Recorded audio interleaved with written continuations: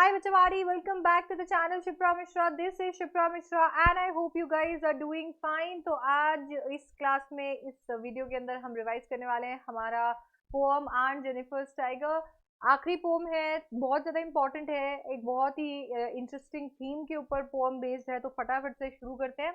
इससे पहले की शुरुआत करें, फटाफट से पोएट ओपी कर दीजिए। इसको लिखा है एड्रीन रिच ने और यहाँ पर हम डिस्कस कर लेते हैं। एक्चुअली ये जो पोम है, ये पोम एक थीम के अराउंड रिवॉल्व होता है और इसका जो थीम है वो थीम है मेल शॉविनिस्टिक सोसाइटी में किस तरीके से औरतें जो है वो विक्टिम बनती है।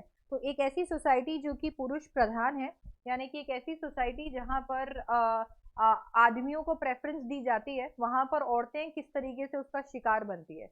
पेट्रियार्कल सोसाइटी के बारे में भी इसके बारे यहाँ पर बात की गई है। पेट्रियार्कल सोसाइटी का मतलब भी वही होता है जहाँ पर आदमियों को ज्यादा दर्जा दिया जाए या उन्हें प्रेफर किया जाए, उसे हम पेट्रियार्कल सोसाइटी कहते हैं। आंट जेनिफर जो कि यहाँ की प्रोटैगनिस्ट है, यानी कि जिनके अराउंड ये पूरा पोएम रिवॉल्व करता है, वो ऐसी सोसाइटी की विक्टिम है। वो भी शिकार हो गई हैं एक मेल शॉविनिस्टिक सोसाइटी का, पेट्रियार्कल सोसाइटी का। और जब हम आंट जेनिफर की बात करते हैं तो डेफिनेटली आंट जेनिफर और एड्रीन रिच, क्योंकि उन्होंने आंट बोला है तो नेचुरली हो सकता है कि वो दोनों रिलेटेड भी हो। But at the same time हम ये भी यहाँ पर ड्राइव करने की कोशिश करेंगे कि आंट जेनिफर को एक सिंबल के जैसे यहाँ पर इस्तेमाल किया गया है। आंट जेनिफर एक ऐसा सिंबल है जो कि हर उस औरत को डिनोट करता है या हर उस औरत को दिखाता है जो इस सोसाइटी का, इस तरीके की सोसाइटी का शिकार हुई है, ठीक है, विक्टिम हुई है। तो इसके लिए यहाँ पर आंट जेनिफर टाइगर जो है उसमें आंट जेनिफर प्रतीक है ऐसी औरतों का जो कि ऐसी सोसाइटी के अंदर का शिकार होती हैं। अच्छा, अभी पोम की जब शुरुआत होती है तो यहाँ पर बताया जाता है आंट जेनिफर्स टाइगर्स। यहाँ पर टाइगर्स को आंट जेनिफर का इसके लिए बोला गया है क्योंकि इन्हें आंट जेनिफर ने बनाया है। बोलते हैं कि आंट जेनिफर के टाइगर्स जो हैं वो प्रैंक्स करते हैं, आगे बढ़ते रहते हैं, भागते रहते हैं अक्रॉस द स्क्रीन। ये जो स्क्रीन है ये टैपेस्ट्री दिखाता है। आपने बहुत जगह पे देखा होगा, बहुत लोग जिनको होम डेकोर का इतना शौक होता है, तो आप देखोगे उनके वॉल पे एक कपड़ा होता है जिसके ऊपर एम्ब्रॉयडरी हुई भी होती है, उसे हम टैपेस्ट्री कह सकते हैं। तो यहाँ पर इस टैपेस्ट्री को डिनोट करता है स्क्रीन के किस तरीके से इस टैपेस्ट्री पे टाइगर्स एक पॉइंट से लेकर दूसरे पॉइंट तक भाग रहे हैं, भागते हुए मोशन के अंदर दिखाए जा रहे हैं।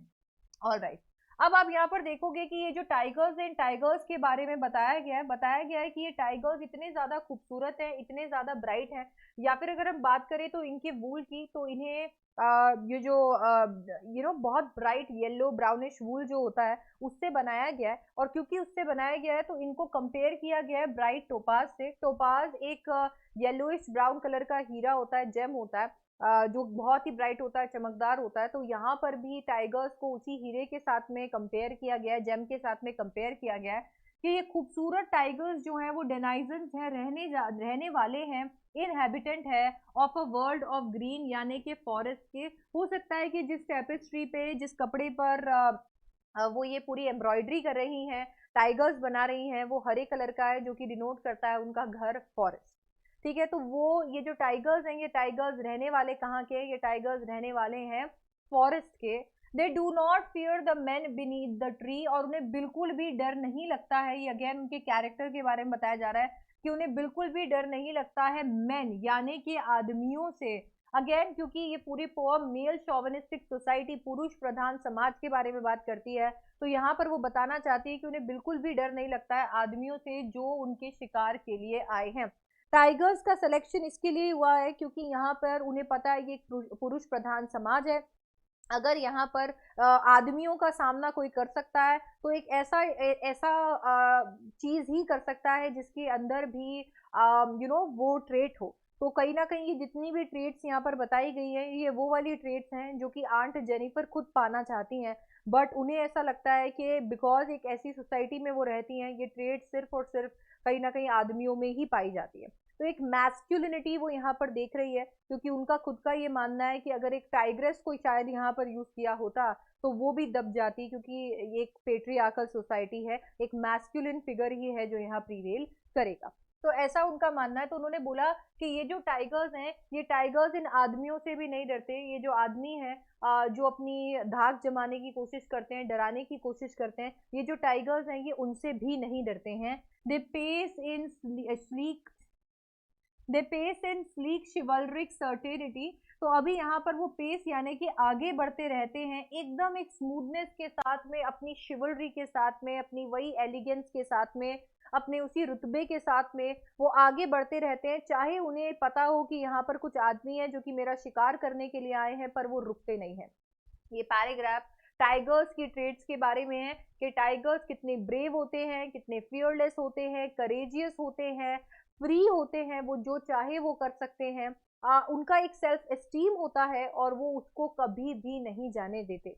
ये सारे के सारे ट्रेड्स जो आंट ने अपने टाइगर्स के बारे में बताए हैं, जो आंट अपने टाइगर्स जब वो एम्ब्रॉयडर करती हैं उनके अंदर ये ट्रेड्स देखती हैं, ये सारे के सारे ट्रेड्स हमें बताता है आंट की डिजायर्स। ये बताता है कि आंट भी ऐसा ही करना चाहती हैं, वो टाइगर्स इसीलिए बनाती हैं क्योंकि वो खुद भी टाइगर्स के जैसा होना चाहती हैं। वो भी ब्रेव होना चाहती है, करेजियस होना चाहती है, फ्री होना चाहती है अपने डिसीजंस लेने के लिए। वो भी फियरलेस होना चाहती है और वो भी अपने सेल्फ एस्टीम को ऊपर रखना चाहती है। वो भी नहीं डरना चाहती है मेल चॉविनिस्टिक सोसाइटी से। तो इसीलिए क्योंकि वो भी टाइगर्स के जैसा होना चाहती है, वो टाइगर्स क्रिएट कर रही हैं, एम्ब्रॉयडर कर रही हैं। तो फर्स्ट स्टैंजा हमें यही बताता है, उनकी डिजायर को अपने आर्ट के थ्रू दिखाता है। यहाँ पर आपको राइम स्कीम देखने को मिलेगा, तो लिटरेरी डिवाइस में आपको राइम स्कीम देखने को मिल जाएगा। ओके, ऑलराइट, आपको यहाँ पर एनाफोरा देखने को मिलेगा। एनाफोरा का मतलब होता है जब कोई वर्ड को बार बार रिपीट किया जाए दो कॉन्जिक्यूटिव लाइन के बिगिनिंग में। तो बेसिकली यहाँ पर हो गया दे, जो कि इस लाइन के बिगिनिंग में है, एंड देन वापस ये दे जो है वो रिपीट हो रहा है दूसरे लाइन के बिगिनिंग में। तो जब दो कॉन्जिक्यूटिव लाइन्स जो हैं उनके उनके अंदर उनका बिगिनिंग वाला जो शब्द है, स्टार्टिंग वाला जो शब्द है वो रिपीट हो, उसे एनाफोरा कहते हैं। मेटाफर यहाँ पर यूज हुआ है ब्राइट टोपाज में, क्योंकि ब्राइट टोपाज यानी कि टाइगर। इसके बाद में वो बोलते हैं सेकंड स्टैंजा में हमें पोएट बताती है कि aunt Jennifer's fingers fluttering through her wool. Aunt Jennifer की फिंगर्स जो है वो फ्लटर कर रही है। एलिट्रेशन आपको देखने को मिलेगा, फ का साउंड यहाँ पर है। तो बोला आंट जेनिफर की जो फिंगर्स है वो फ्लटर कर रही है, उनकी जो अंगुलियां हैं वो एकदम से कांप रही है। थ्रू हर वूल, जब वो वूल को खींचती है। Find even the ivory needle hard to pull. बोला कि यहाँ पर उनकी अंगुलियां जो है, उनकी जो फिंगर्स हैं वो कांप रही हैं जब वो वूल को, जो कि उन्होंने आइवरी नीडल से टाई किया हुआ है। आइवरी नीडल वो वाली नीडल होती है जो एम्ब्रॉयडरी के लिए यूज की जाती है, इतनी कोई भारी भरकम नहीं है। बोला उनकी फिंगर्स कांपती हैं उस आइवरी नीडल को पुल करने के लिए। मतलब वो जो नीडल होती है जिससे हम एम्ब्रॉयडरी करते हैं, वो नीडल को पुल करने के लिए भी उनके हाथ जो है वो कांप रहे हैं। आइवरी नीडल को पुल करने, छोटी सी सुई को पुल करने के लिए उनके हाथ कांप रहे हैं। ये क्या डिनोट करता है? नहीं, उनकी एज नहीं दिखाता है, ये दिखाता है कि वो कितनी ज्यादा ट्रॉमेटाइज्ड है, वो कितने ज्यादा ट्रॉमा के अंदर है, वो किस तरीके से ट्रॉमा के अंदर जी रही हैं, वो मेंटली कितनी ज्यादा ट्रॉमा में है, टॉर्चर्ड है। इसी वजह से उतनी इतनी छोटी सी चीज को, बिल्कुल हल्की सी चीज को पुल करने में भी उनके हाथ जो है वो कांपे जा रहे हैं। शायद उन्हें किसी चीज का डर है। The massive weight of uncle's wedding band sits heavily upon Aunt Jennifer's hand. और हमें डर अभी सामने आ गया है कि ये जो मैसिव वेट है of uncle's wedding band, uncle का जो वेडिंग बैंड है, वेडिंग बैंड यानी कि जो उन्होंने अंगूठी पहन रखी है, उनके शादी की जो निशानी है। तो बोला कि ये जो अंकल का वेडिंग बैंड है, अंकल के साथ में उनकी शादी की जो निशानी है, sits heavily upon Aunt Jennifer's hand. अरे यार, कोई भी अंगूठी इतनी कितनी भारी हो सकती है कि आपने उसे मैसिव कह दिया है। और कौन सी ऐसी अंगूठी हो सकती है जो इतनी बुरी तरीके से हाथ को झुका दे, इतना वजन उसके अंदर हो। अंगूठी जो कि एक शादी का प्रतीक होती है, एक मैरिज का प्रतीक होती है। अगर एक अच्छी रिलेशनशिप होती है तो वही अंगूठी आपको आपके पार्टनर की याद दिलाती है, वही अंगूठी आपके लिए सबसे प्रेशियस होती है। बट अगर आप किसी टॉक्सिक रिलेशनशिप के अंदर होते हो, वो अंगूठी आपको उन बर्डन्स का, उन रिस्पॉन्सिबिलिटीज की याद दिलाती है जो अब आपकी नहीं रही, जो अब सिर्फ और सिर्फ एक बर्डन बन चुकी हैं। एंड दैट इज वाई यहाँ पर इसी अंगूठी को उन्होंने बर्डन कहा है, उन्होंने भारी कहा है, क्योंकि शादी के साथ आने वाली रिस्पॉन्सिबिलिटीज अब उनके लिए सिर्फ और सिर्फ एक बोझ बन गई हैं, क्योंकि वो एक टॉक्सिक मैरिज में है। अब इसका इंटरप्रिटेशन आप ऊपर वाली लाइन से कैसे कनेक्ट कर सकते हो? देखो यार, बहुत सारे ऐसे कोने हैं इस देश के, इस दुनिया के, जहाँ पर अभी भी पेट्रियार्की प्रिवेल कर रही है। दुनिया जहाँ जैसे-जैसे आगे बढ़ते जा रही है, ये बिलीफ रखे जा रही है, बहुत स्ट्रांगली इनफैक्ट बिलीव करे जा रही है कि आपको दोनों को इक्वली ट्रीट करना चाहिए, एक औरत को, एक आदमी को इक्वली ट्रीट करना चाहिए। ये कॉन्सेप्ट और ज़्यादा वाइड हो चुका है, क्योंकि अब हम यहाँ पर इस बारे में बात नहीं करते हैं कि किस इंसान को किस जेंडर को इक्वली ट्रीट करना चाहिए। अब हम इस बारे में बात करते हैं कि हर इंसान को इक्वली ट्रीट करना चाहिए। सेक्स मैटर ही नहीं करता है, क्योंकि अभी हम लोग एक और ज़्यादा ओपन सोसाइटी की तरफ जा रहे हैं। बट देश के और दुनिया के ऐसे बहुत सारे रिमोट कोने हैं जहाँ पर अभी भी पेट्रियार्की प्रिवेल करती है, पुरुष प्रधान समाज प्रिवेल करता है, और इसी वजह से औरतों को आज़ादी नहीं मिलती है अपना मनचाहा काम करने की, अपनी डिज़ायर्स फुलफिल करने की, या फिर अपने डिसीजंस लेने की। आंट जेनिफर का अपनी आर्ट को अभी भी परस्यू करना, उन टाइगर्स को अभी भी बनाना, हो सकता है कि अंकल को पसंद ना हो, एंड दैट इज वाई जब वो उन टाइगर्स को एम्ब्रॉयडर कर रही है उनके हाथ कांप रहे हैं।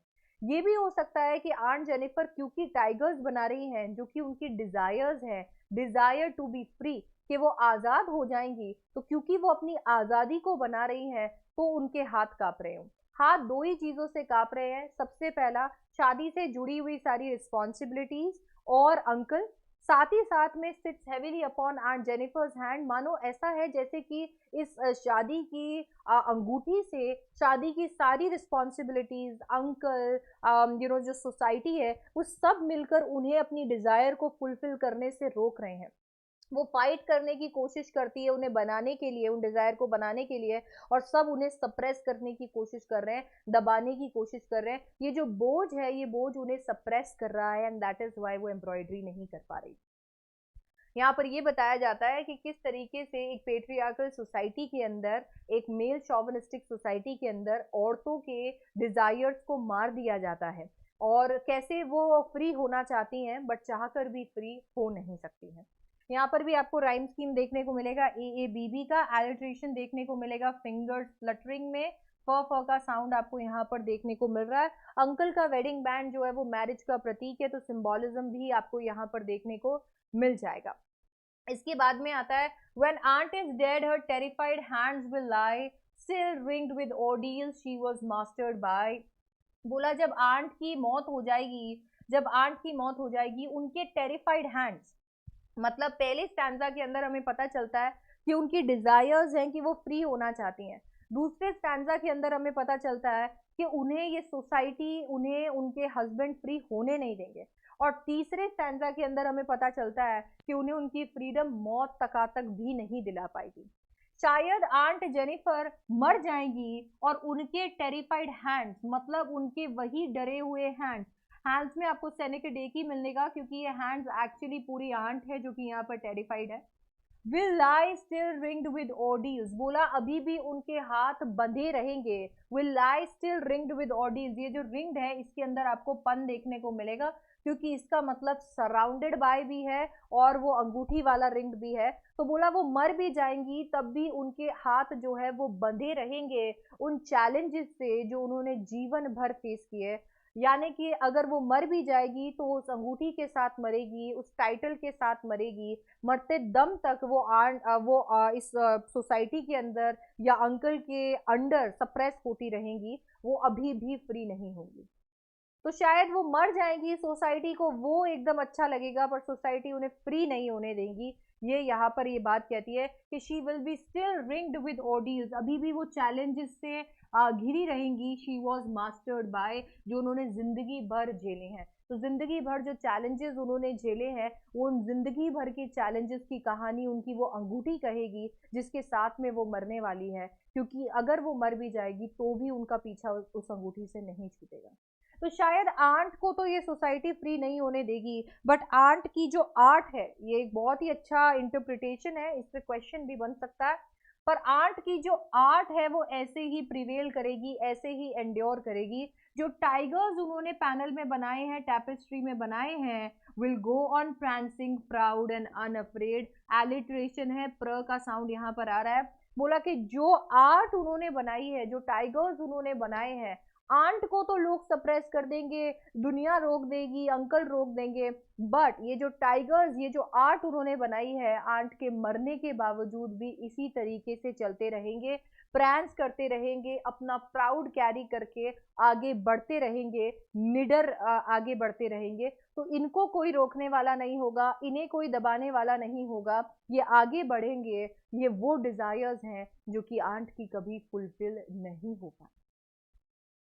बताया गया है कि किस तरीके से मरने के बाद भी आर्ट जो है वो एंड्योर करती है, प्रिवेल करती है, चलती रहती है। एक पैरेलल यहाँ पे ड्रॉ हो सकता है आर्ट जेनिफर और एड्रीन रिच के बीच में, किस तरीके से उनकी आर्ट भी उनके जाने के बाद में ऐसे ही चलती रहेगी। और आंट एड्रीन रिच की अगर हम बात करते हैं तो एड्रीन रिच भी अपने पोम्स के थ्रू एक कहानी कहेंगी। शायद एड्रीन रिच अगर चली भी जाएगी तो ये पोअम कहीं ना कहीं उनके इंटरप्रिटेशन को हमें बताती रहेगी।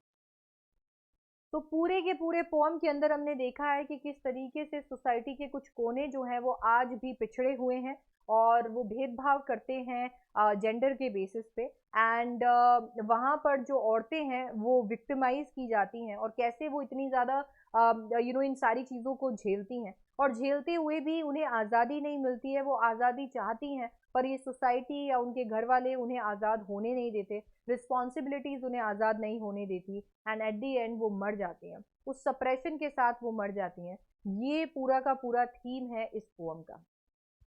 ये थीम एड्रीन रिच ने यहाँ पर हाईलाइट किया है और एक कुछ चीज़ जो मैं आपके साथ में डिस्कस करना चाहूँगी या आप तक पहुँचाना चाहूँगी वो ये है कि कोई भी इंसान दुनिया में ये डिज़र्व नहीं करता है कि उसे ऑप्रेस किया जाए, उससे उसकी आज़ादी छीन ली जाए, उसको मौत आ जाए पर उसे उसकी आज़ादी ना मिले। अब यहाँ पर फ़र्क ही नहीं पड़ता है कि आप कौन से जेंडर से बिलॉन्ग करते हो, उससे कोई फ़र्क नहीं पड़ता। कोई भी इंसान ये डिज़र्व नहीं करता। हर इंसान अपना सेल्फ एस्टीम डिज़र्व करता है, अपने डिसीजंस डिज़र्व करता है, अपनी फ्रीडम डिज़र्व करता है। हर इंसान को हक है कि वो भी इस सोसाइटी के अंदर निडर होकर जिए, उसे किसी चीज़ का डर ना हो। वो सही चीज़ को जब सेलेक्ट करे तो दुनिया उसके साथ खड़ी रहे। ये इस बड़े थीम के ऊपर ये पूरी की पूरी पोअम जो है वो है जो आज के टाइम पर प्रिवेल कर रही है। ये पोअम जिस टाइम पर लिखी गई है हो सकता है पेट्रियार्की अपने पीक पे रही होगी। तो अगर आप इसके व्यूज के साथ में एग्री नहीं भी करते हो तो आप इस बात को हमेशा याद रखो कि ये हो सकता है कि आपके घर में नहीं होता है, आपके सोसाइटी के अंदर नहीं होता है, पर देश के और दुनिया के बहुत सारे कोनों में आज भी होता है और हमें इसके लिए आवाज़ उठानी चाहिए। इसीलिए एनसीईआरटी ने ये पोम यहाँ पर रख रखी है और इसीलिए हर साल मैं इसे पढ़ाती हूँ। तो इसके साथ में हमने रिवाइज कर लिया है आंट जेनिफर्स टाइगर। नोट्स आपको मिल जाएंगे मेरे डिस्क्रिप्शन बॉक्स में, एक्चुअली वहाँ मेरा टेलीग्राम का लिंक है और कमेंट सेक्शन में भी, तो वहाँ से जाकर आप नोट्स कर सकते हो डाउनलोड और कंप्लीट कर सकते हो पूरी पोम को। ये था मेरा इंटरप्रिटेशन इस पोम का। अगर आपको पसंद आया होगा तो चैनल को बिल्कुल सब्सक्राइब कीजिएगा, वीडियो को भी लाइक कीजिएगा, अपने फ्रेंड्स के साथ शेयर कीजिएगा एंड अपने व्यूज़ बिल्कुल मुझे कमेंट सेक्शन में बताइएगा। I will see you in the next one. Till then, bye bye. Take care. I love you guys.